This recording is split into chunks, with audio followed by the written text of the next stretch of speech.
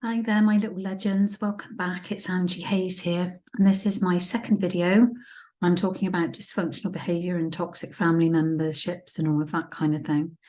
But in this video, this second video, I'm seeking to drill down a bit more into dysfunctional behaviour so that we can better understand what's going on. Because one of the most common themes that comes up in this very room, in my therapy room, is the fact that so many of you wonderful people out there that I've had the pleasure to work with start out by not actually recognizing dysfunctional behavior for what it is. They tend to think there's something wrong with them. They tend to think they're the problem. And there's something wrong with them for not being able to handle it or put up with it. Interesting, isn't it? Or not being good enough, not being able to trust people. All sorts of stuff comes up. And my heart literally cries out when I see this. It really does. And it happens to all of us. It's happened to me. Not only in my family, it's happened to me in the workplace. It affects men and women alike. It doesn't discriminate. So I'm not here to judge anyone and give you a telling off because you didn't recognize it and you've been putting up with it. This is the start of an education. This is the start of getting you thinking differently. From now on, we're going to look at all this stuff for what it is, and start thinking about it differently. But the most important thing I want you to take away from this series is if you let someone continue to treat you in this way, unchecked, then it's going to eat away at your soul. It's going to erode all of your self-confidence, your sense of self-worth, your well-being, your physical, emotional and mental health.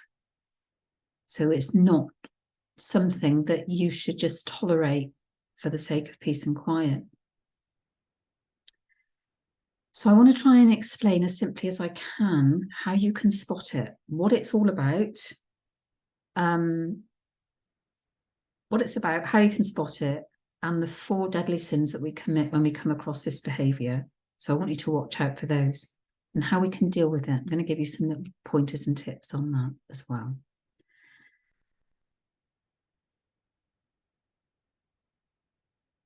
And one of the most important things I think I need to stress here is that if you've been on the receiving end or been brought up dysfunctional behaviour, been brought up in a dysfunctional environment as a child, it's going to have had a massive impact on you that you don't even recognise, most likely. So I'm going to go into that a little bit in terms of what if you are brought up in it and what if you're not? How do you spot the signs and what can you do about it? Okay, so let's go get on with it, shall we? So let's start with a little bit of a definition. That's the word, the definition of what dysfunctional behaviour is. So nowadays, as with many things, many therapists are moving away from the word dysfunctional to the term of unhealthy behaviour. Okay, well, I'm sticking with dysfunctional, but you know me. I'm not in the land of unicorn dust and fairy farts. So let's call the behaviour out for what it is. It's just downright dysfunctional. Yeah, and I know you wouldn't expect anything less of me anyway. So here's a definition then. Any impairment, disturbance, or deficiency in behaviour on the part of the individual person, between people in a relationship, or among family members. Dysfunction may manifest as poor communication, frequent conflict, emotional or physical abuse, and much more. So there's a nice broad definition, isn't it? Whoa, catch-all for everything, I think. I think we've all come across a bit of that before. So with this broad remit, let's start drilling down a bit, break things down a bit more, make it a bit more understandable. So some of these signs are obvious, but some may be less so. So any person who engages in compulsive behaviours like gambling, gaming, overworking, overtraining, over-exercising, people are obviously people who misuse substances like booze and drugs. The usual one that we're all aware of, the emotional, physical or sexual abuse, covers a really wide remit. And this is the key area where some of us really struggle to recognise what's going on. So more of that later. Someone who uses threats of violence. But I would go as far as to say someone who uses any threat to ensure you toe the line and to get their own way with you. Any threat, if you get a job, I'm leaving you. I've heard that one before. I literally have had that in here. Any threat, it's coercive control. This dysfunctional behaviour. Why on earth would somebody say that to a partner? And anyone who doesn't address or manage violent behaviour appropriately.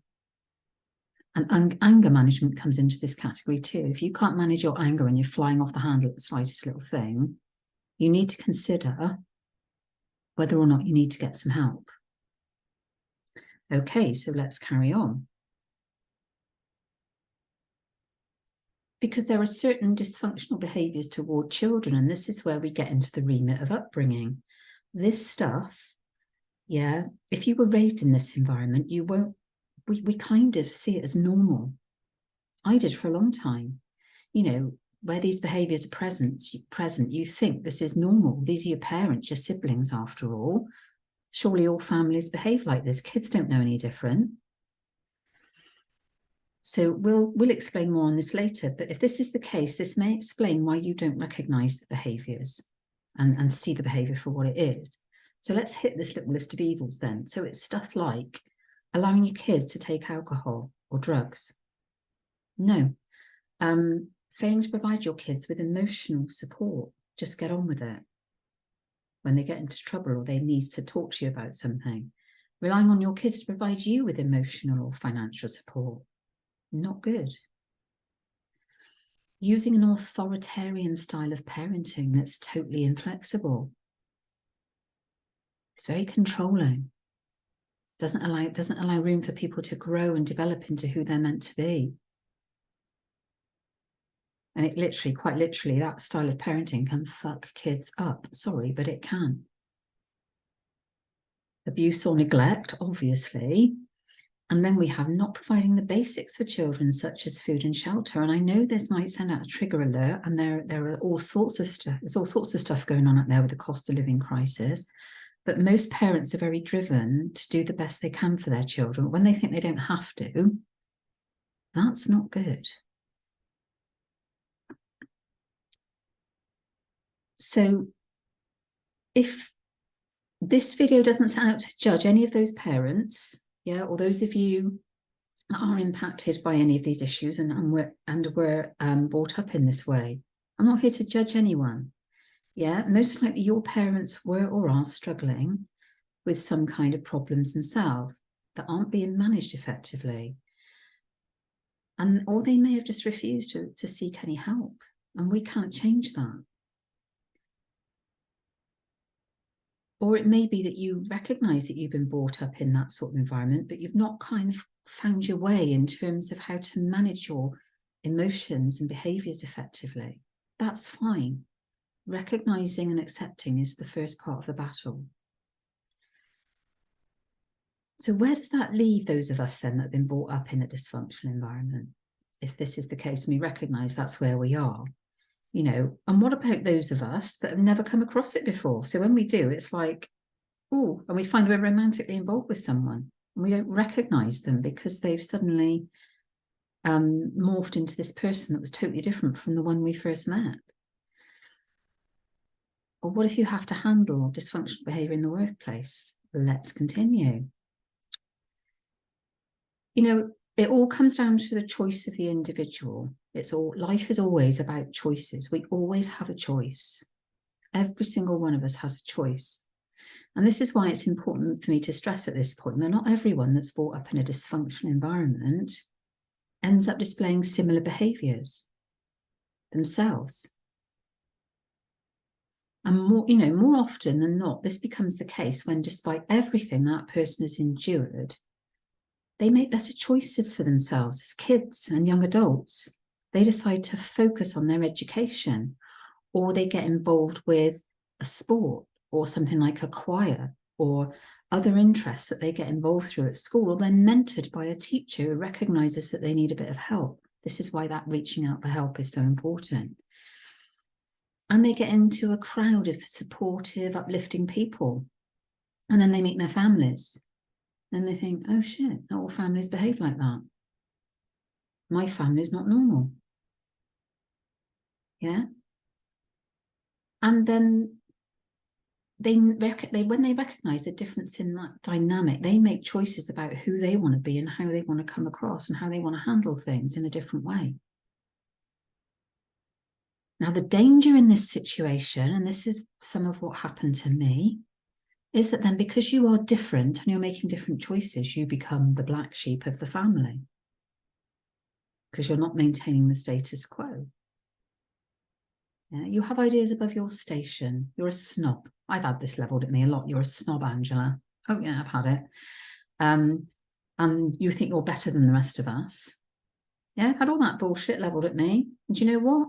But was I different? Hell yes, I was. I'm proud to be so. Don't want to be like you. How not to behave. I'm so proud that I'm different. Yay! Result. Thanks. Take it as a compliment. See how I flip my thinking around there, because I do not want to be coming across like that.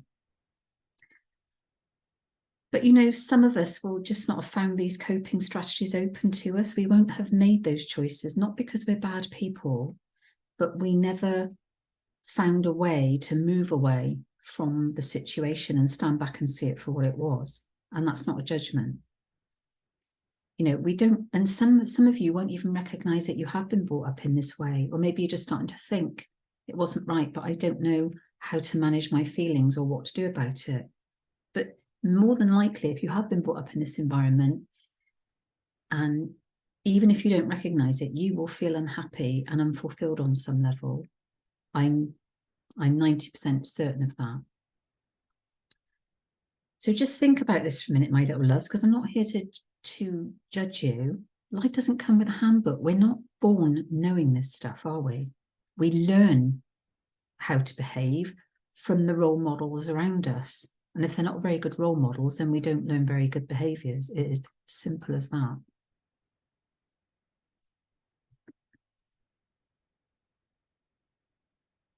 If your upbringing was plagued by dysfunctional behaviour on some level, yeah, we don't always realise that we can learn those healthier ways of handling our feelings. And we can end up repeating the same cycle of abuse towards other people. Not all of us do, but some of us can. And why wouldn't you? A child that's been constantly shouted at, for example, growing up will confuse feelings like love and anger, meaning that they just express themselves by shouting at the people they love around them and showing aggression in their closer adult relationships. It's bound to happen. It's a learning thing. But, you know, the other impact it can have on us if we have been brought up in this environment are the usual things that you would expect. Some people really struggle with things like PTSD. It can be really distressing, anxiety, depression, substance abuse. They're more, you know, and they're more likely to manifest in terms of severe neglect and abuse, but it can still happen. We're all different, and how we perceive trauma is different. So people who are brought up in these environments can have some really awful struggles to deal with in later life. But more often than not, we get that lovely heady cocktail, those of us in that little pigeonhole I just put us all in, not intentionally, but there's this inability to trust other people, low self-esteem, low self-worth, never feeling good enough, feeling you only deserve bad things. So when something good does come along, you think, oh, when is it going to go away again? And you start getting anxious and worried. And this can lead some of us into a terrible life of loneliness and isolation if it goes unchecked.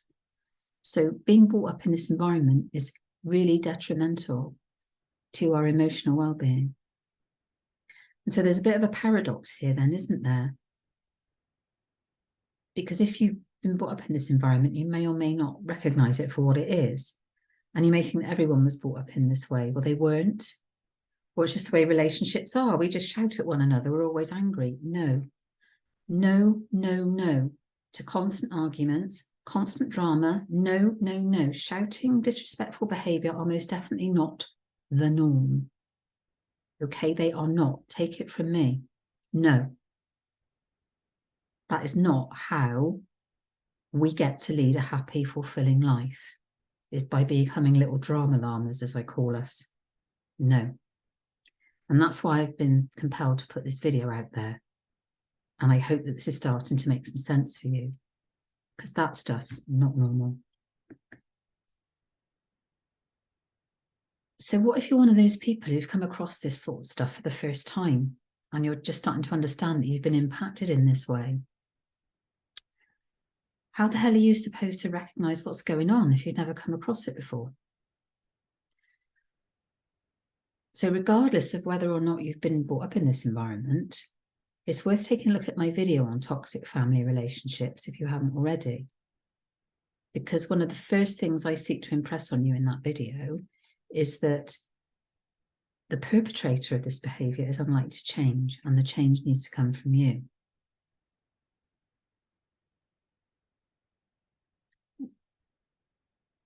Why aren't they going to change? Well, they may not recognise that they're being an SH1T for a start. They may not even give a shit. Quite honestly, they might not care. They might genuinely not care because they are so emotionally damaged that they've just been brought up to learn that damaging other people is okay. And another reason is because there's no consequences to their behaviour. They're threatening or intimidating. And so you just put up with it. They can just do it. They don't have to take any responsibility for their actions. No consequences. So you need to remember, my little darlings out there, you always have a choice in any situation life throws at you. You always have a choice. So the change needs to come from you by building on that courage to either face into it and be clear about what behaviour you will or will not tolerate and what isn't acceptable towards you. Clearly communicating potential consequences if it continues, and acting upon those consequences if it continues. Or by having the courage to walk away and have nothing more to do with. So let's talk about those responses then, those 4 deadly sins that I see quite a lot, those responses when we come across it the first time. And I can almost guarantee that the first reaction I see is that you'll question yourself. What have I done wrong? What have I done to incur the wrath of this person? I must have said or done something wrong. What is it about me that attracts this sort of behaviour? Those elements of doubt start creeping in, don't they? And you start to question yourself. You question your judgment. Could you have handled it differently? Please don't do this. Please don't. That puts all of the responsibility on your shoulders. And they take no responsibility at all for the way they've behaved. Get off scot-free. Please don't do this. The second and most common thing I see, second deadly sin, and I've done it myself, so I'm not here to judge anyone. You know, before I recognise how best to deal with all this shizzle, you start to modify your behaviour around that person. I see this happen a lot in families, where for some reason just one person can be playing out this little dynamic when the rest of the family don't. But we're kind of told, oh, well, they're always angry, just ignore them, they've got a bit of a problem. They're always highly strung. But when that problem is constantly directed at you and not them, that's not acceptable. If the rest of your family want to tolerate it, that's okay. No, it's not acceptable. Yeah, for sure. If the perpetrator of this behaviour has got some form of mental health condition or a learning difficulty, it may be understandable that they have moments when they portray this sort of behaviour. But if that isn't the case, it's totally unacceptable. And no member of the family should just be laying that as the expectation of a good standard of behaviour or an acceptable standard of behaviour, because it's not going to change, ever. And so then we start treading on eggshells and modifying our behaviour, try to make ourselves look small, or so as not to incur their wrath. Let's be insignificant and small. Yeah, please don't do that. Please don't do this. This is probably one of the very worst things you can do. On a subliminal level, you are sending, and that's deeply subliminal, not conscious, but you're giving out the message their behavior is okay. And all your personal power and sense of having any control is diminished if you do this, and it will not make you feel better. It's going to make you feel worse. And guess what? Even if you do modify your behavior, it will never be the right thing. It will never be enough. The more power they get, the more power they want. And as I said in the previous video, this is abuse. It's not acceptable. Definitely not acceptable. Third most common sin then, third deadly sin, and probably the number one reason why you don't recognize this behavior is because you're not capable of behaving or thinking in that way yourself. You're not a naturally controlling or manipulative person, believe it or not. So good for you. You should be proud of yourself. But then you see, we try and understand it. Please don't. Please don't waste your precious energy. We go as far as trying to reason with the people. Please don't. You cannot reason with the unreasonable. You just cannot.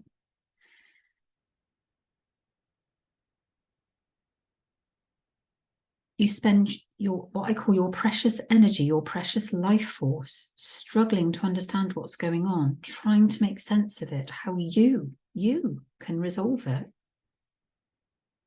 Taking all the responsibility again, and there's that hope that that person will change, or will see sense, or will listen. You're just wasting your precious life force. It's not going to happen. And the fourth deadly sin is when you start justifying yourself to people like this. I never justify myself. I'll say, yeah, I am an evil bitch, so watch out. I don't put up with behaviour like, I don't tolerate behaviour like that. So yeah, I'm an evil bitch. If that makes me an evil bitch, then so be it. I'm an evil bitch. But I don't justify why I behaved in a certain way. I never do that. Not with people like this. Save your breath. Please don't do this. Please don't justify. In the eyes of the dysfunctional person, it means that because you are trying to defend what you've done, you are guilty as accused. It feeds into their theory that you're having to explain yourself. So you are the problem, they are right, and you are wrong. You can't reason with the unreasonable. So please just save your energy. My little loves. And if any of you wonderful little legends out there recognize any of this, then please, you owe it to yourselves not to struggle anymore. You will never understand this behavior in a million years. So let it go. Let it go and accept that you are dealing with a prize a-hole here.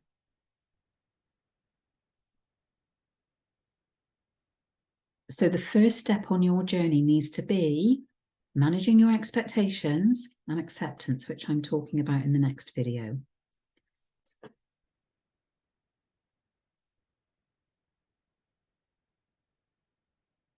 The reason why this is so important is because your locus of control is within you.